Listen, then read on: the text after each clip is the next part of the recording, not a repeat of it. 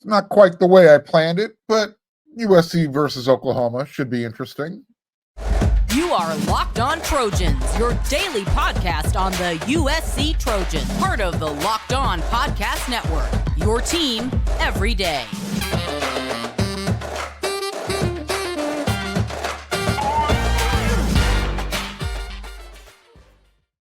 Fight on, everyone. I'm your host, Mark Hulkin, and thank you for making Locked On USC your first listen every day. Whether you're watching this show on YouTube or wherever you're going to download your podcast, it's free, and I appreciate your support. You can show your appreciation if you're watching on YouTube. Become a free subscriber. It's quick and it's easy. Just click that red subscribe button, and you're done. When you see that thumbs up button, smash it, and don't forget to hit the bell notification so you don't miss one episode of Locked On USC. Download the Game Time app, create an account, and use code LOCKEDONCollege for $20 off your first purchase. Game Time. Get your tickets. Speaking of, sometimes life isn't really fair. It kind of teases you. You want something, you don't quite get exactly what you want, but you still get a little bit of it. I think everybody would love to see USC and Oklahoma play another round of football, right? Last time those two teams got together, USC reminded the Sooners who's in charge, 55-19. Well, we're going to get to see USC and Oklahoma play sooner rather than later in basketball, in hoops, men's hoops. Look, I know no one's ready to make the full transition from football into basketball just yet, but we're almost there. So might as well make that transition with two football blue bloods playing hoops. So I got a question for you, hoops fans out there. When you're at home, shooting at the wastebasket, you yell Kobe when you shoot. Kobe. A little one-on-one game. On Thanksgiving, Thursday afternoon, USC men's hoops beat Seton Hall 71-63. Now, again, don't worry, not going anywhere. We're going to talk football. We're just going to get a little hoops in there first. This is the bye week. It's not like the football team has anything going on this week. We're all just sitting around waiting for the defensive coordinator announcement to happen. Hasn't happened yet. I think it's going to happen on Friday, maybe sometime while you're watching this show. Who knows? Nobody knows. And again, since we are waiting for a couple of announcements, I figured let's talk some hoops. Get it out of the way. Let's get you guys going, because we will be talking hoops a little bit more once the football season comes to an end. Teams down in San Diego Thursday and Friday. They played Seton Hall. So you got a little bit of the Big East Conference versus the West Coast. And this was in the Rady Children's Hospital Invitational, the first ever. Earlier in the day, Oklahoma beat Iowa. I think the score was 79-67, I believe. The game wasn't really that close. Seton Hall came into this matchup against USC 4-0, undefeated. They haven't really played anybody, but they were bringing a senior-laden roster into this matchup. They start a five-man group of seniors. USC's best player, fifth-year senior Boogie Ellis, he's matched up in the backcourt with the number one recruit in the country. His name is Isaiah Collier. Really good player. Still learning the college game, but you will see him get better as the season goes along. I love Joshua Morgan, center for USC, starting center. Great defensive player. But look, I'll be honest. I love the guy. He's got terrible hands. Offensively, he is not your go-to guy. Let's just put it that way. Although he is shooting close to 80% field goals from the field. When you're only shooting one or two times and it's from the layup range, you better be shooting at least 80%, right? Terrible hands on offense, but he's a really good defender. He led the team with 6 turnovers. Again, he is a defensive presence. He knows what lane he should be in. He had 5 blocks in the first half. He would finish with a career high 10 blocks in the game. He only had 4 points. Again, 1 field goal. He made 2 out of 4 free throws. I asked her if you say Kobe when you shoot. Kobe Johnson, USC's Kobe. He got the game started with 2 quick 3-pointers. And then he really started to kind of put his fingerprints, his touch on the game. Kobe is known as a defensive presence. And once he starts locking in, if you're playing on the other team, you're going to have a really difficult time scoring. Here's the nice thing about Kobe's game. If he starts to develop a consistent outside shot, especially from 3-point range, he's a really athletic, really long. His defensive skills are well above average. If he could put an outside shot together with his athleticism and his defensive abilities, he's going to have a really long NBA future. He played 35 minutes in the game, 13 points, 6 rebounds, 5 steals. That's a Kobe Johnson game. Not going to have a lot of points, but he's going to give you double-digit points. He's going to hit the rebounds. He's going to play lockdown defense. As I said, 5 steals. I think that family's got some good NBA DNA. His brother, Jalen, plays in the NBA already. So I think his future is bright, obviously. And just to show you how good he is on defense, he was guarding Kadari Richmond, who is Seton Hall's best player.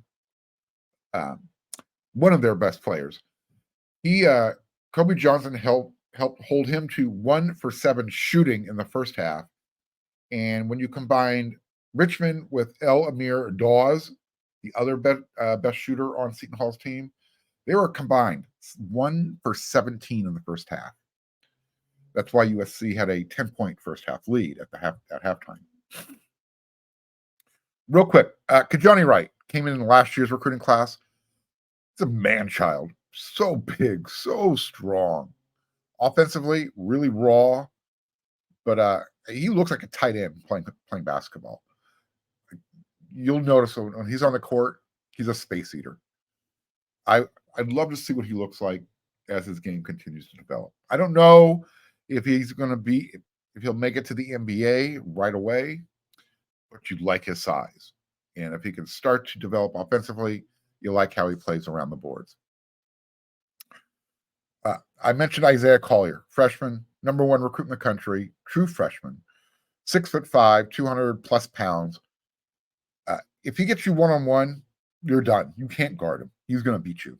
His skill level, his skill set, off the chart. But he also leads the country in turnovers. 5 per game. He reached that quota. You still want the ball in his hands. His in line, 15 points, 5 assists, but again, 5 turnovers at the end. With about 5 minutes to go in the first half, USC used a 13-2 run, and they eventually got out to a 24-14 lead. As I mentioned, they led 32-22 at halftime. USC right now is ranked number 23 in the nation. We'll see where they are after this weekend.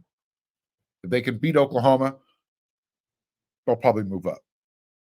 They were a little bit higher when the season started, but they had that loss at home to UC Irvine, who is probably going to make the tournament this year, but USC should never lose at home to Irvine, even without 2 of their better players not playing in the game.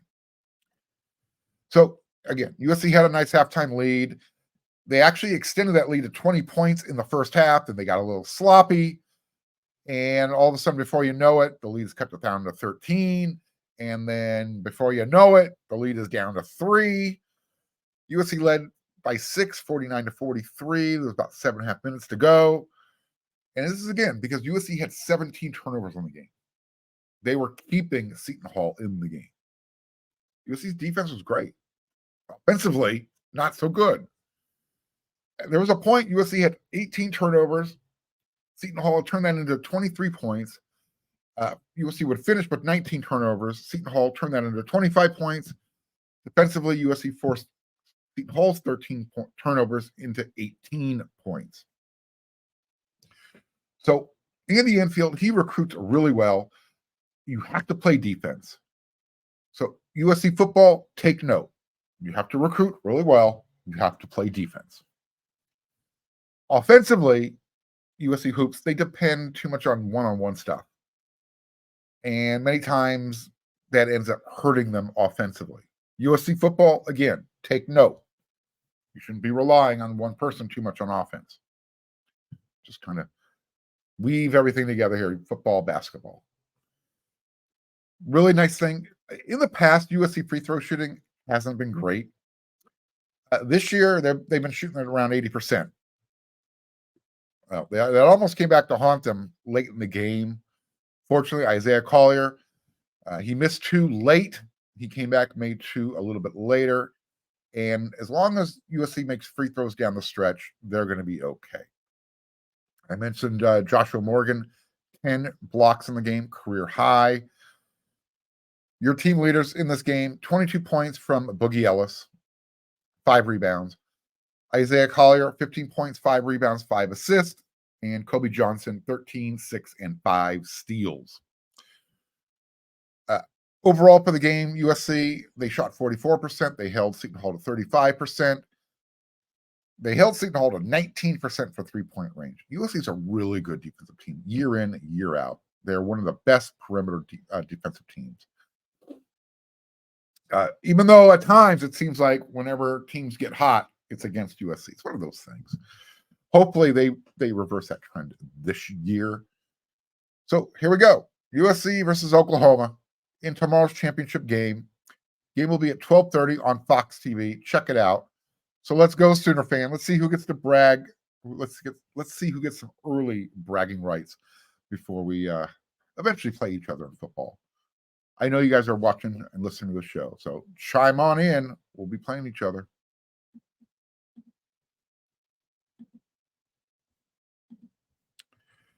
Passion, drive, and patience. What brings home the winning trophy is also what keeps your ride or die alive. eBay Motors has everything you need to maintain your vehicle and level it up to peak performance. From superchargers, roof racks, exhaust kits, LED headlights, and more. Whether you're into speed, power, or style, eBay Motors has got you covered. With over 122 million parts for your number one ride or die, you'll always find exactly what you're looking for. And with eBay Guaranteed Fit, your part is guaranteed to fit your ride every time or your money back. Because with eBay Motors, you're burning rubber, not cash. With all the parts you need at the prices you want, it's easy to turn your car into the MVP and bring home that win. Keep your ride or die alive with ebaymotors.com. Eligible items only. Exclusions apply. eBay Motors. eBay Guaranteed Fit. Only available to U.S. customers.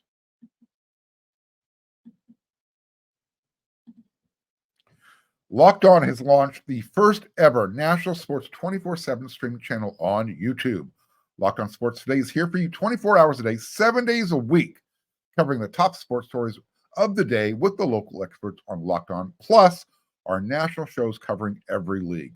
Go to Locked On Sports Today on YouTube and subscribe to the first ever national sports 24/7 streaming channel. All right, let's get back to football. I know everybody's like, come on, Mark, get back to it. Hey, look, I cover both football and basketball. This is really the first time I jumped into basketball. You can handle it. And this is going to be a really good team. You're going to want to get behind them. However, football recruiting is about to take off. Fingers crossed and uncrossed.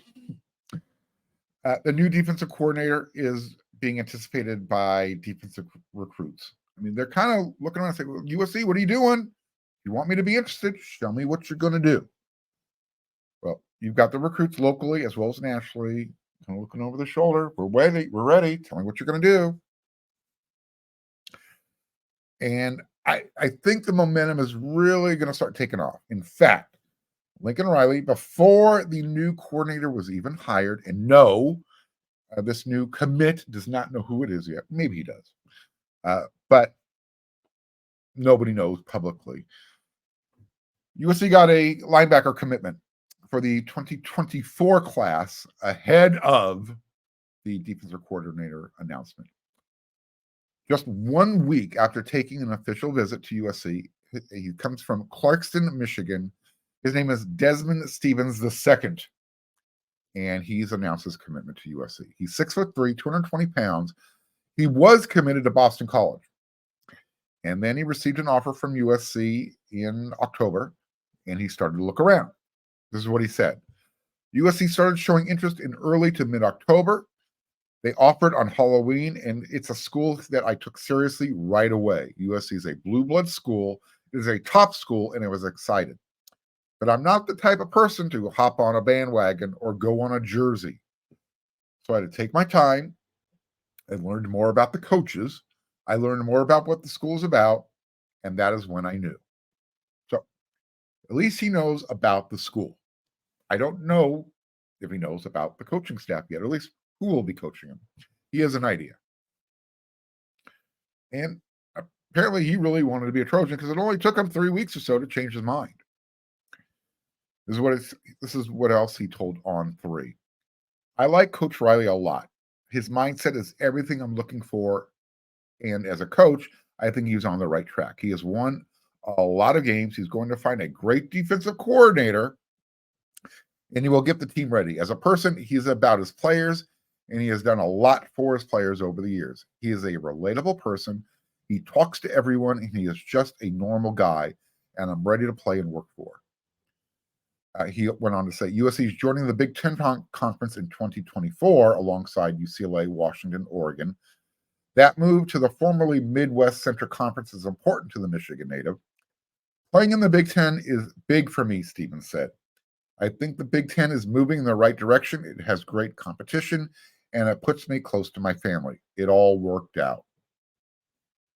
So there you go. You got a guy coming into USC. He's from the Big Ten area. I mean, he's from Michigan. So weather isn't going to be an issue, obviously. And he's going to have some of that, I guess, Midwest of values, that blue-collar personality that you tend to get with guys who come from Michigan, Ohio State, Illinois, that part of the country. Yeah, he's a 4-star with the On 3 recruiting services.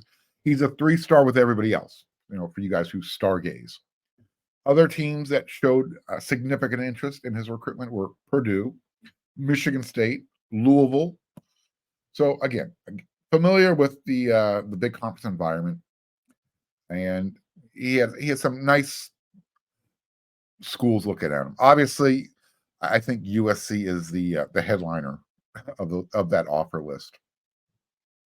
We'll see where he projects to play in college, especially at USC.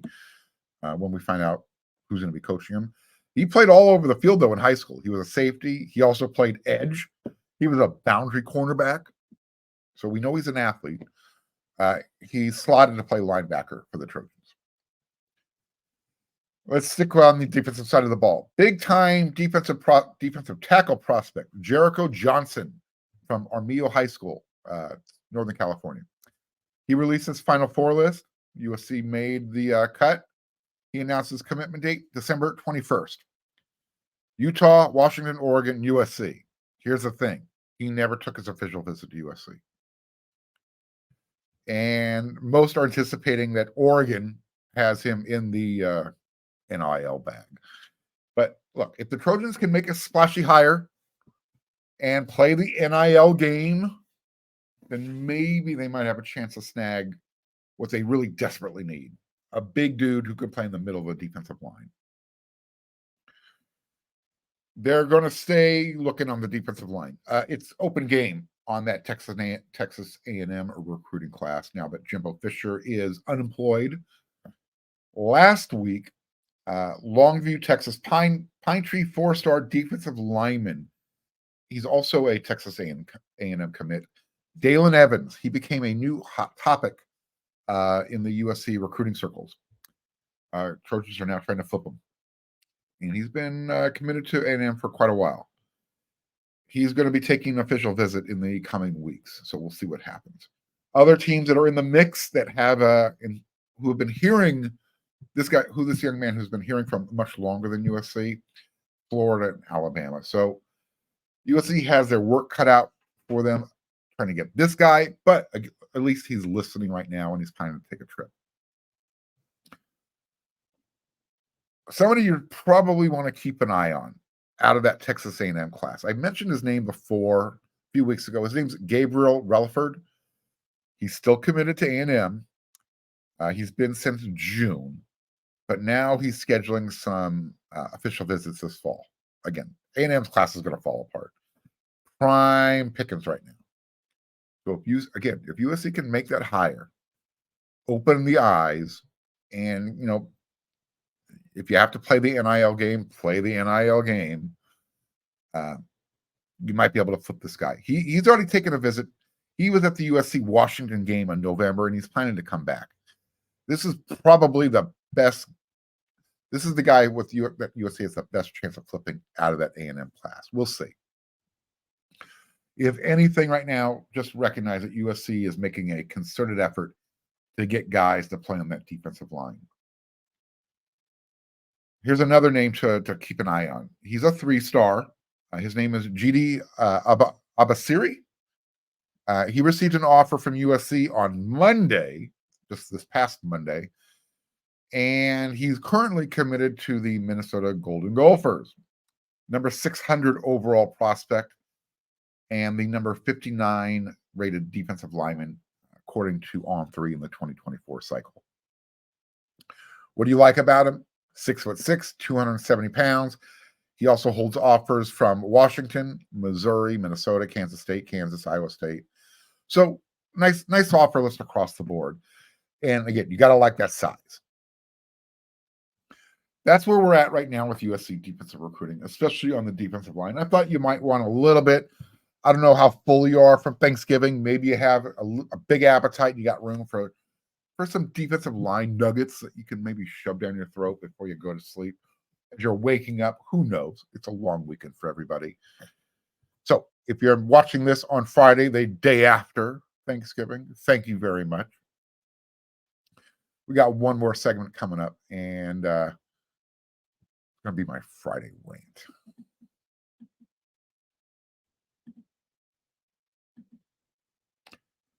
Trojan fans, stop stressing out trying to get tickets. Download the Game Time ticket app. Especially if you want to head down to San Diego, watch USC take on Oklahoma in hoops. With killer deals and last-minute tickets and their best price guarantee, you can stop stressing over the tickets and start getting hyped for the fun you're going to have. Trojan fans, if you're still on the bandwagon, the USC Trojan football bandwagon, Game Time has deals on tickets right up to the day event, including basketball. Get flash deals on tickets for football, basketball, baseball, right up to the day, right up to the time, right up to tip-off. And you're going to get the best price available. If you find tickets in the same section and row for less, Game Time will credit you 100%, 110% of the difference. It's the fastest growing ticket app in the country for a reason. Get images of your seat before you buy so you know exactly what you're going to get when you arrive. And they're going to send the tickets directly right to your phone. You don't have to go searching for your email, and you can do it really fast. 2 taps and you're done. Snag the tickets without the stress with Game Time. Download the Game Time app, create an account, use code LOCKEDONCollege for $20 off your first purchase. Again, create an account, redeem code LOCKEDONCollege for $20 off. Terms will apply. Download the Game Time app today. Last minute tickets, lowest price guaranteed.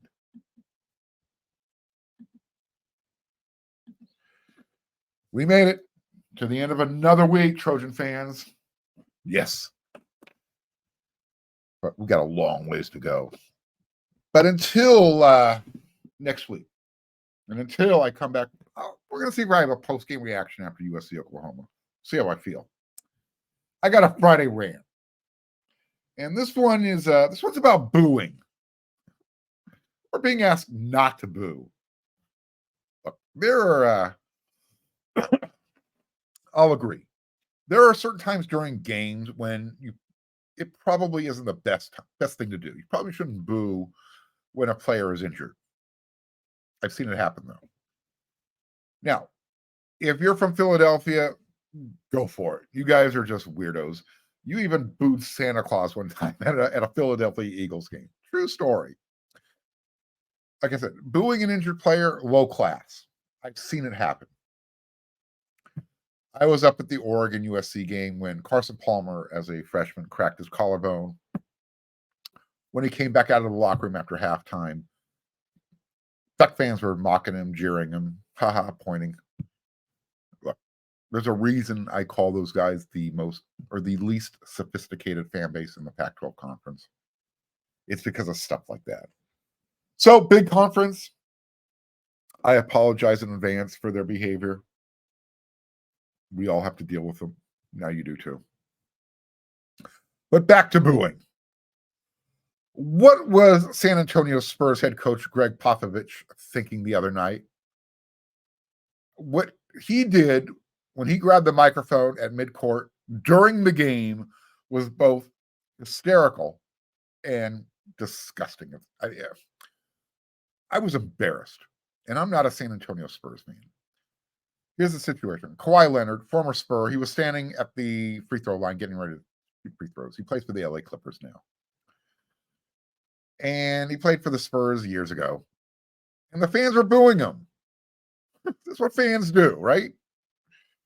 Greg Popovich, who I thought at one time was a really good head coach when he had talent like David Robinson and what was that guy? Tim, played for Wake Forest. Name escapes me right now. I'm really bad. I apologize. Really good player. He had some, San Antonio won a few championships, not national championships. They held the trophy. And all of a sudden, they don't have the same talent that they once had. And they're kind of a middle-of-the-road team. And Greg Popovich, who at one time was considered an elite coach, he's gotten old. And I think he's losing his mind. But he took the microphone during the game, and he's telling the crowd to stop booing. The crowd who's probably paying, well over $100 per ticket. I don't know what's happened to him. He's just turned into a wackadoodle. This is not a tennis match. You're not at a golf tournament. I don't know what he was thinking when he shuffled up there, stopping the game and then shuffling back to the bench after he did that. Because the booing actually got louder. I mean, what did he think was going to happen? I know he and I probably see things differently see things socially through a different lens, but that was Charmin toilet paper soft. And I don't mean to be mean or crap, I don't know. I just thought it was a really tough maneuver. Just weird. Look, I think I understood where he was coming from, you don't bully people because that's like a big thing right now, mental health. But booing professional ball players is not bullying anybody. I'm not making light of the mental health aspect. It's nothing to joke about. But these are professional athletes. They're used to being booed. My God. I mean, seriously, can we stop this whole coddling and acting like someone's feelings are being hurt? Millionaires, multimillionaires. Like I said, I was embarrassed watching that. I wonder how Kawhi felt about it. He was probably embarrassed. And had I been sitting on that San Antonio bench and Greg Popovich sat down next to me, I would have gotten up and moved. I don't know. That was just weird. Never thought I'd see that. Again, I think I know where he was coming from. This whole mental health awareness and not wanting to bully anybody. I think he's losing something. I don't know. Probably shouldn't go there, but he's probably past his time. It's probably time for Coach Popovich to retire, I think is what I'm alluding to. Something else, since I'm ranting about booing. You know what else is stupid? When fans start chanting overrated. I mean, that is just really dumb. When your team beats the team that is apparently ranked higher, rated higher, better, if you beat them and you start chanting overrated, well, aren't you kind of cheapening your win? Common sense says, hello, you are. Dummies. I don't know. I'm a big proponent of common sense, and lately I'm not seeing a whole lot of it. And hearing who I once considered a pretty good head coach, Greg Popovich, saying, "Don't boo during the middle of a game." Where did your common sense go? What were you thinking? And then again, just to kind of pile on with this whole the overrated chant, I just thought I'd kind of pile on with it. If you're going to say the team you beat was overrated, then so was your win. Does it make any sense? Of course not. All right, at the end of the week, right at the end of the show. Thank you. I'll be back with another episode on Monday for sure. That's what we do 5 times a week. So until then, everyone, we had a great Thanksgiving. You know what to do.